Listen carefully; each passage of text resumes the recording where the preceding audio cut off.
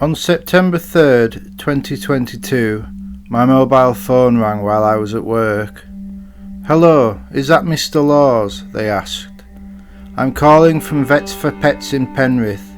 Are you the owner of a cat named Sven?" Hearing those words, my blood ran cold. I knew how the conversation was going to go. I'd had a bad feeling all day. Sven had stayed out the previous night, which wasn't unusual for him. We don't have a cat flap in our home, so we tend to leave a window open for him so he can go out playing at night and then come home when he's ready. Sometimes he would stay out until approaching lunchtime before coming in meowing, wondering why his breakfast wasn't immediately ready. Him not being home first thing when I got up for work wasn't that unusual. For some reason though, be it the grey overcast clouds, my own lack of sleeping, or seeing him barely avoid a car a few days earlier, him not being home that Saturday morning left me unsettled. I went to work, and when my partner woke up and texted me good morning, the first thing I asked about was Sven. She said she hadn't seen him, and I asked her to leave the window open when she went to work, to make sure he could still get in even if we weren't there. Later, when she texted me to say she was off to work, I didn't ask about whether Sven was home. I knew he wasn't, because if he had returned, she would have said he was home and having his breakfast.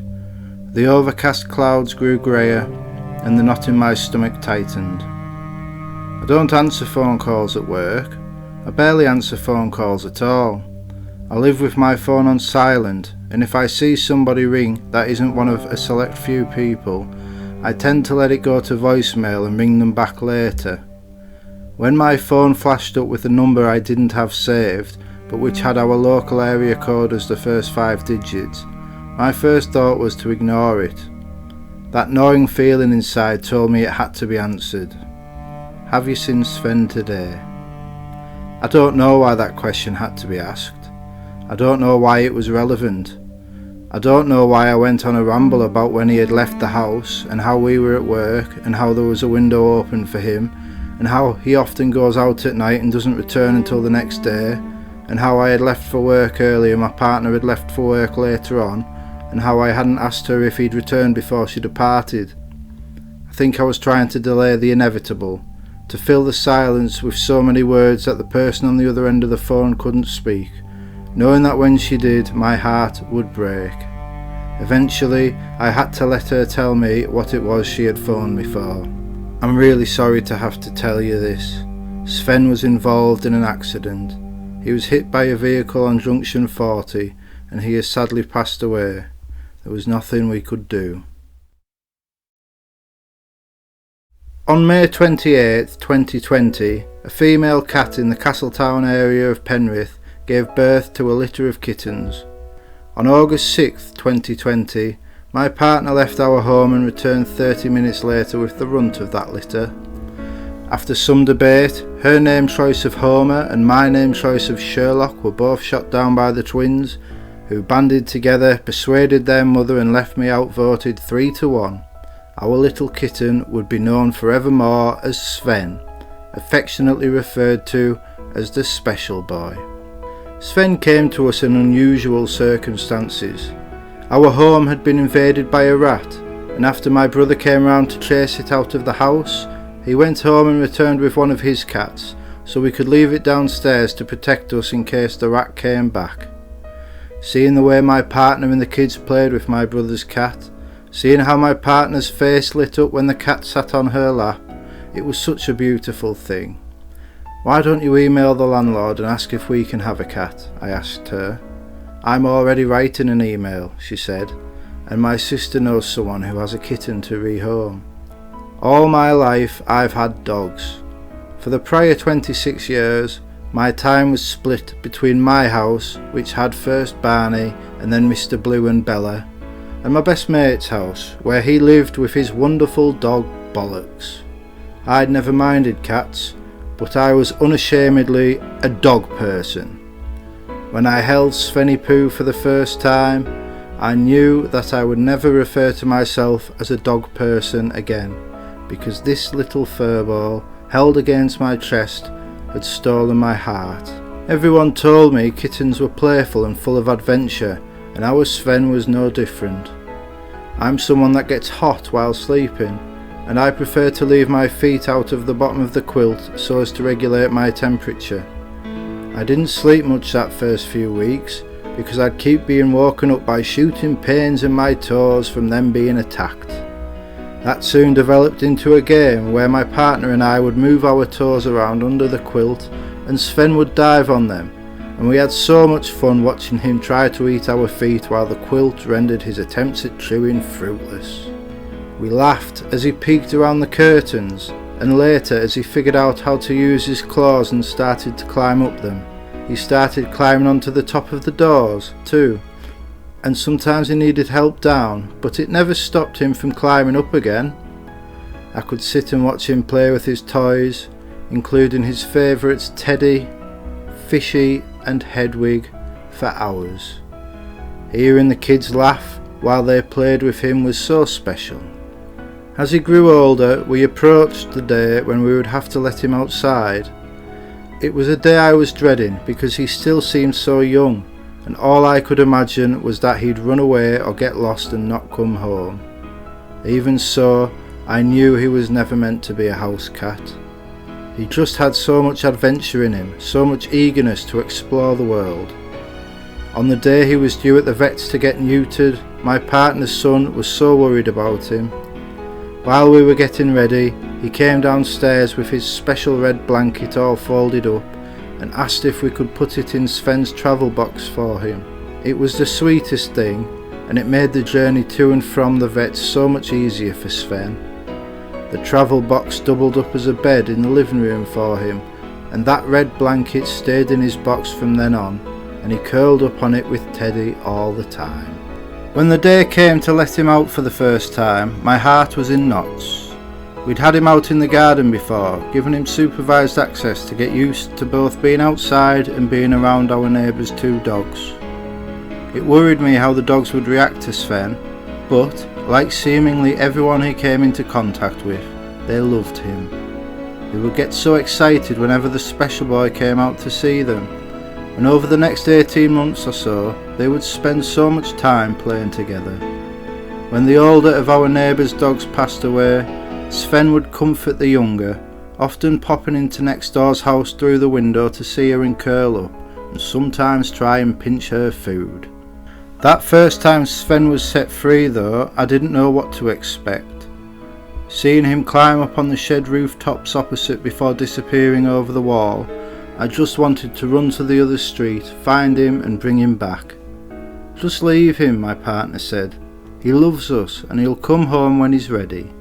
When he jumped back over the wall, ran through the neighbouring yards and back to us for his dinner, I felt a massive weight fall from my shoulders. He must love us. He came home. We started letting him out more frequently, eventually leaving the cat flap open for him to come and go as he pleased. Every time he went out, my stomach would be churning. Every time the flap rattled and he announced his return with a big meow, my heart would lift. He would always come home, despite being afforded complete freedom, and that made me feel very special.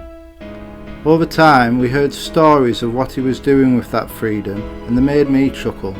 Sometimes, rather than jump through the gardens to get to our mid-terraced backyard, he'd go and howl on our other neighbour's door until she opened it. Then he'd run through her house, out her back door and in through our cat flap. Sometimes he'd not want any breakfast, which I could never understand, not until we caught him coming out of the alleyway opposite and the neighbour asked if he was our boy. Turned out he'd befriended the 3 cats opposite and would sneak out in the morning, run up the alleyway to play with them and then steal their breakfast.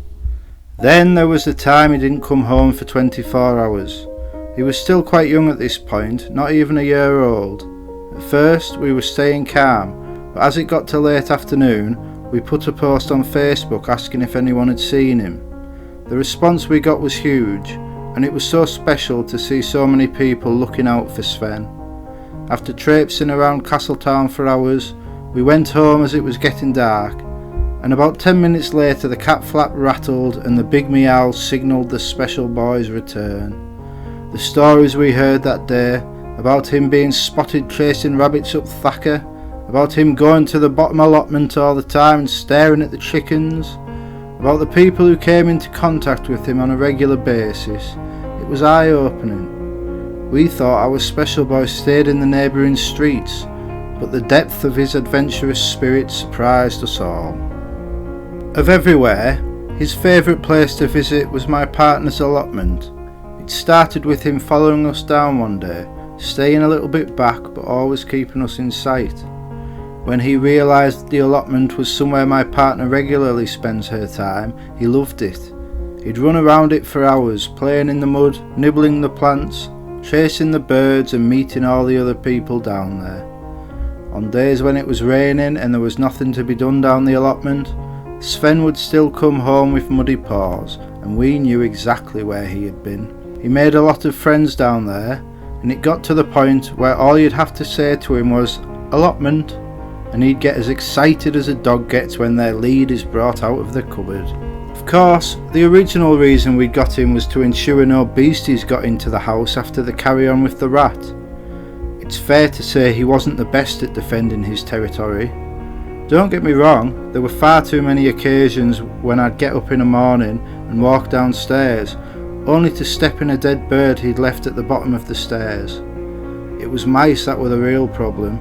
See, our Sven, rather than kill them, he liked to play with them. He'd bring live mice home, then start throwing them in the air like a toy, only for them to inevitably run off and hide behind the furniture. The amount of times we had to capture mice and set them free was ridiculous, but not as ridiculous as one time when Sven just refused to try and catch it. I went to the fridge and cut off a little lump of cheese, which I placed in front of the bureau desk the mouse was hiding under, hoping it would lure him out. Sven came through to help, at least so I thought. He walked over to the bureau desk, bent over, licked the cheese and swallowed it whole, before trotting off upstairs to sleep it off. I couldn't believe it, and my incredulous reaction still makes my partner and the twins laugh whenever it is brought up. Perhaps the funniest story of Sven was when the kids were in the bath. He was still young, still in his hyper-curious phase, and he followed my partner into the bathroom when she went to see to the twins. He jumped up on the side and walked around to the back of the bath. I could see what was going to happen, we all could, but there was nothing we could do. He started sliding his paw towards the bathwater, just a little at a time. Suddenly, he slipped on the ceramic and fell into the bath. He was completely submerged, then shot out half a second later and went careening across the house, getting water everywhere. We managed to catch him and wrap him up warm, and he never again tried to get into the bath. The big moment for Sven was when we moved house. We went from a little 2-up, 2-down mid-terraced house to a 3-storey end-of-terrace home that is probably double the size. When we brought him round, it was so wonderful. He had so much space to explore, and he loved exploring it. We were just around the corner from the allotment, and he would be down there all the time. The landing and the stairs up to the bedroom on the top floor have wooden bars to prevent anyone falling, and he'd rub up against them and stick his head through them and keep an eye on everything. We'd often find him curled up on the top floor landing next to the bars where he could see everything that was going on. The lack of a cat flap frustrated him, but we left our big window open for him to get through, and he enjoyed that freedom. He'd often want both the living room and the dining room windows open, so he could jump in one, check everything was fine, and then jump out the other and go back to his prowling. After a year and a half in a small house, he now had so much extra space, and he absolutely thrived in it. Of course, it was too much space for just one cat, and a couple of months after moving in, we brought Big Denzel home from the rescue centre. Naturally, they were both wary of each other at first, but they quickly adapted to each other's presence. Before long, they'd spend their nights wrestling and their days snuggled up together, and they'd often go outside to play with the other cats nearby.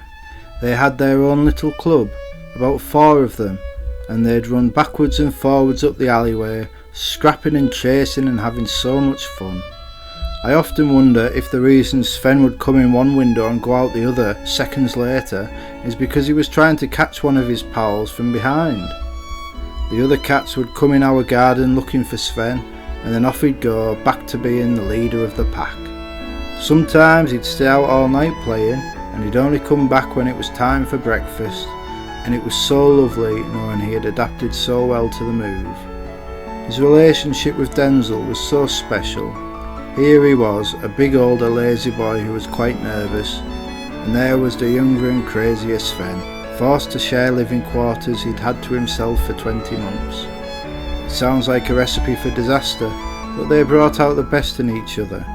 Sven somehow became even soppier than normal with us, while Denzel, who was more than happy staying in the house and back garden, would go out to play in the alleyway if Sven was there. One time, Denzel was out and we encouraged him to go exploring and spend some time outside. 4 hours later, he hadn't returned. That length of time is normal for a cat to be away, but not for Denzel. My partner and I went out searching the streets, shouting his name, and couldn't find him anywhere. It got dark, so we went home and trusted he'd come back. Sven went mad. He was running around the house trying to find Denzel. He meowed at us until we went back out for another fruitless search. When we again returned home, he refused to come inside and went off down the street. 20 minutes later, we were stood at the back door and big Denzel jumped over the gate and ran in the house. Seconds later, our Sven appeared at the gate. He looked at us as if to say, "That's how you find my brother," and then he came inside and snuggled up to Denzel for ages. I've never known anything like it, but I've never known anyone as special as Sven. I don't know if I ever will again. On Sunday, September 4th, 2022, my partner and I left the house and walked to the vet's, barely a word said between us. We collected our special boy, and as we walked home, she had to walk ahead of me because she couldn't cope with me talking to him. We dug a grave in the garden, then took him out of the box we brought him home in, and we said our final words while stroking his soft, fluffy cheeks. We lay our special boy on his red blanket, wrapped him up with Teddy and some other toys, then we lay him to rest. My partner has been growing a peony plant, and we took that out of the pot and buried it in the ground above him, along with some flowers from my grandma's house that I'm hoping will take root. The next morning, the twins came back from their dad's house, and we told them the news. We held each other. We cried. We railed against the unfairness of it all. Then we took them to see Sven's grave, before taking a big stone from the garden and going back inside. We painted a big heart on it, and we wrote a special message from each of us for him. Then we went back outside, and even Denzel came outside and over to the grave for the first time since Sven had been placed there. To the song "Now We Are Free" from the soundtrack to the film Gladiator, we lay our special boy to rest. What he was doing on a motorway roundabout outside of town we'll never know. The rabbit I saw on my way back from work suggests he was on the chase, and this time his bravery got the better of him. The driver didn't stop to help, nor did they inform anybody what happened. It is only because of the kindness of a stranger who gathered our Sven up and took him to the vet's that we know what happened to him at all. But that was our Sven. Everybody looked out for him. Everyone loved him. And because of the compassion of those who helped him, he was able to come home, where he will now stay with us in the place he loved, where he belongs. I miss my special boy so much. I've lost so many souls in my time, far too many, yet none of those losses have hit me quite like this. I am bereft. I go out into the garden every day to talk to him. First thing in the morning and last thing at night, I go to the back door to speak to him, to say good morning and good night, to tell him he is loved and that I hope he rests well. When I go to bed, I feel him jump up and curl on my legs.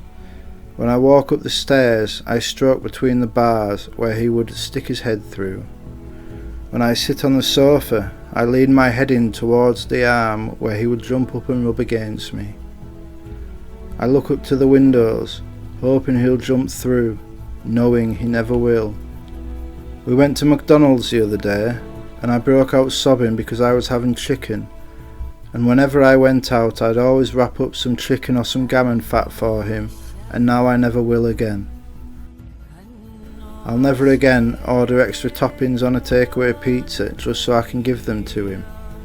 I'll never get home from work and hear him come running, meowing his head off because he wants his breakfast, but waiting to give me headbutts and affection before eating it. My special boy is gone, and it breaks my heart, and it feels so wrong.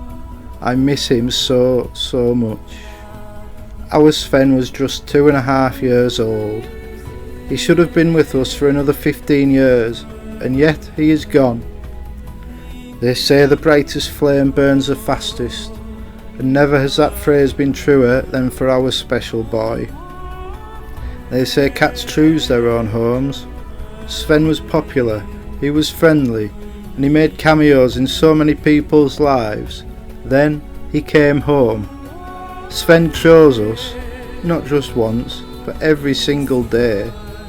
To be chosen by a soul so special, to be loved by a heart so pure, is one of the greatest honours and privileges I will ever know. In The Sandman, Neil Gaiman wrote, "You get what anybody gets. You get a lifetime." Our Sven spent his lifetime having the time of his life. I'm so grateful I got to share it with him, and I will cherish his memory for the rest of my days. Thank you for choosing me, Sven, and for choosing all of us. Thank you for loving me, Sven, and for loving all of us. You were a good boy. You were the best boy. You will always be the special boy. Farewell, my friend.